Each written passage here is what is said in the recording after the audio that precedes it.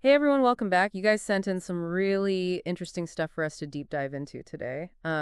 It's a YouTube podcast script called The Power of Manifestation. Pretty interesting, right? Manifestation, huh? Yeah, that's definitely a topic with a lot to unpack, lots of claims, lots of potential, maybe even a little bit of skepticism needed. Exactly. And I think that's what makes this deep dive so interesting. We're not just defining what manifestation is. We're really going to put it under the microscope, see if it holds up. That's a good approach, yeah. Manifestation, I mean, it can be a really polarizing topic for some folks. For sure. So, to start us off, this script defines manifestation as bringing your thoughts and desires into reality, kind of like aligning your actions with your goals, and poof. But I don't know if it's that simple, right? What do you think? Well, the definition itself, it is pretty simple. Almost too simple. Like this concept isn't exactly brand new. I mean, remember The Secret?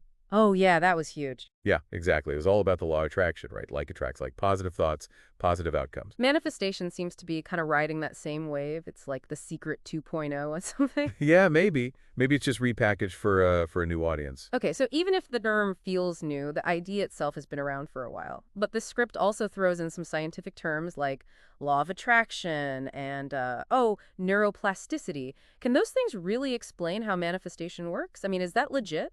Okay, so law of attraction, the way it's often presented, suggests this very direct link between your thoughts and what actually happens in your life. But if it were that simple, wouldn't we all be like millionaires? You just like it and boom, it happens. Right. No more working, just manifesting money all day long. Haha, exactly. So we got to be careful not to oversimplify things. And um, neuroplasticity, well, that is real. Your brain does change based on your experiences.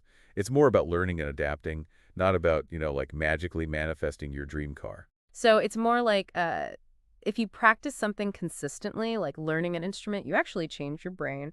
But you can't just wish to be a rock star and suddenly know how to play guitar. Yeah, that's a good way to put it. No shortcuts there. It's all about the hard work and the practice. Okay, so we've got this definition of manifestation, and we've kind of posed at some of those scientific claims a little. Now, this script gives us 5 steps to effective manifestation.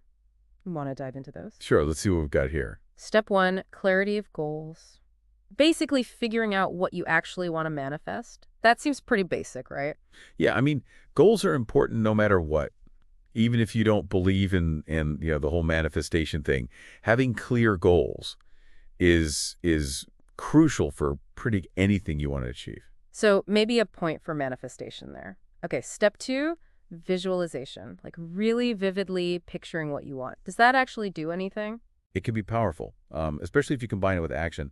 Think of athletes, right? They often use visualization to mentally rehearse their performance, and it can actually help them do better in real life. Okay, so like prepping your mind for success. But does that mean just picturing yourself winning a race will guarantee you'll win? Of course not. I mean, come on. You can't just visualize your way to an Olympic medal without, putting in the actual physical training. Yeah, you still got to put in the work. So visualization is more like a helpful tool alongside the effort, not a replacement. Exactly. It's about getting your mental game aligned with your physical actions, making sure they're working together towards the same goal. Okay, so we've covered visualization. What's next on this manifestation journey? The next step the script lays out is affirmations, which is basically repeating positive statements about yourself and your goals, like mantras. Okay, yeah, I've heard of that, but does it really work? Like just saying I am successful over and over again, does that actually make a difference? It's a tricky one. Affirmations can help. They might help you build some self-confidence and reinforce positive beliefs about yourself. But you can't just rely on words alone. Just like visualization, affirmations without action, they're pretty empty, right? Yeah, it's not magic. You can't just speak your way to success. You still got to put in the work. So what's next? What else does this manifestation process involve? Step 4, they call it inspired action. Sounds a little vague, don't you think? It does a little. What exactly is inspired action? How do you even know if you're taking it? I think what they're getting at is being open to opportunities that align with your goals and being ready to jump on them when they pop up, be proactive, seize the moment when it presents itself. Okay, so it's not just sitting around waiting for something to happen. It's about being prepared to catch the wave when it comes along. Exactly. It's about having the intention, but then actually going out there and doing something about it. Got it. So you've got your goals, you're visualizing, you're doing your affirmations, and you're ready to take action. What's the final step to make this whole manifestation thing work? The last step is trusting the process, which basically means letting go of any rigid expectations you might have, Mm. and just having faith that things will work out in the best way, even if it's not exactly how you pictured it. So it's about surrendering control and just believing that the universe has your back and everything's going to fall into place. I mean, yeah, kind of, but it also encourages you to be flexible and adapt to change. Because if you're too focused on just one specific outcome, you might miss out on other valuable opportunities, that might come along. Oh, yeah, that makes sense. It's like saying, "Okay, universe, I have this goal, but I'm open to other paths if that's what's meant to be." Yeah, exactly. It's about embracing the journey and trusting that you'll get to where you need to be, even if it takes a few unexpected detours along the way, right? Okay, but here's where I get a little confused. The script then goes on to list common manifestation mistakes, like doubting yourself, being too attached to the outcome, and focusing on what you lack. Isn't that kind of going against everything we just talked about? It does seem a little contradictory at first glance, yeah. But I think there might be a deeper meaning here that we need to think about. Okay, so how do these so-called mistakes actually fit into the whole manifestation picture? Well, take doubting yourself, for instance. While being optimistic is definitely important, being realistic about your limitations and acknowledging that there might be challenges along the way is also important. It's not about giving up, but it's about being pragmatic. So self-doubt can actually be like a good thing in a way. It keeps you grounded and prevents you from setting unrealistic expectations. Yeah, exactly. It's about finding that balance between believing in yourself and also being aware of potential obstacles. Now, when it comes to attachment to outcome, it's kind of related to what we were saying about trusting the process. Right. Being too fixated on one specific result can make you miss out on other good things that might come up along the way. Right. It's all about being open to different paths and being willing to adjust your course if needed. Success rarely follows a straight line. And what about focusing on what you lack? Isn't that like a big no-no in the world of manifestation? The script does list it as a mistake, but I think maybe we could look at it as an opportunity to grow.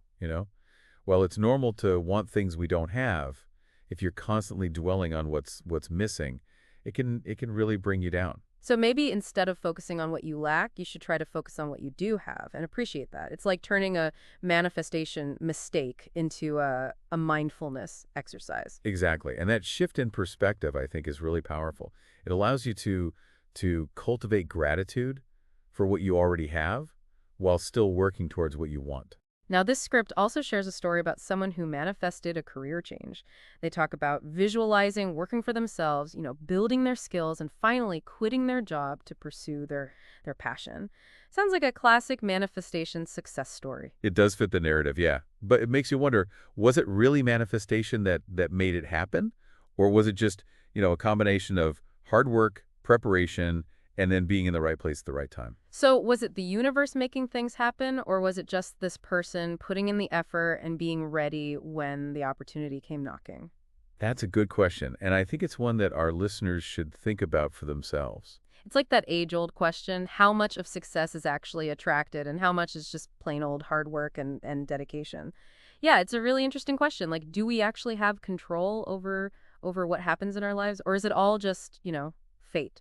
It's fascinating, right? And I think that's kind of at the heart of this whole manifestation discussion. It really makes you think about free will and the role of things outside of our control. Maybe it's not really about proving or disproving manifestation. Maybe it's more about just thinking about these bigger questions and how they affect the way we see the world. Exactly. And I think this deep dive has been really good at showing just how complicated this topic really is. We don't want to tell you what to think, but hopefully we've given you some good stuff to think about, so you can form your own opinions about it. Yeah, for sure. We looked at the exciting parts of manifestation, but we also talked about being skeptical and thinking critically about the claims. It's been a really thought-provoking conversation. Definitely has. But before we wrap things up, I want to leave our listeners with a question to think about. If you could manifest anything, what would it be? And what would you actually do to try and make it happen? Ooh, that's a good one. It makes you think about what you really want and what you're willing to do to get it. And remember, this is just the beginning. There's so much more to learn about this topic. You can go and research those science and concepts we talked about. You can even, explore your own beliefs about how powerful your thoughts really are. Yeah, keep learning, keep asking questions, and who knows, you might discover some really amazing things along the way. That's it for this deep dive. Thanks for